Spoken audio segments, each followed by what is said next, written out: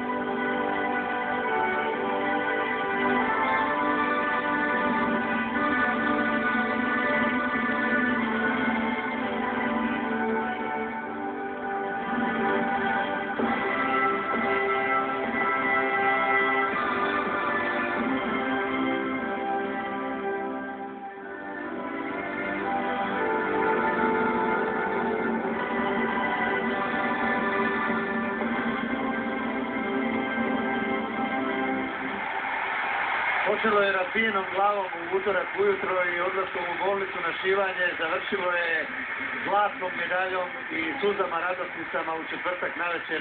Bravo Blanka, čestitke od srca. Hvala ti još jednom. Ništa nije bilo reći na ovo svjetskom amaterskom prvenstvu, nego u glavnom Berlinu, glavnom gradu u njemačkom Berlinu, slušati hrvatsku himnu za našu dragu Blanku Vlašić.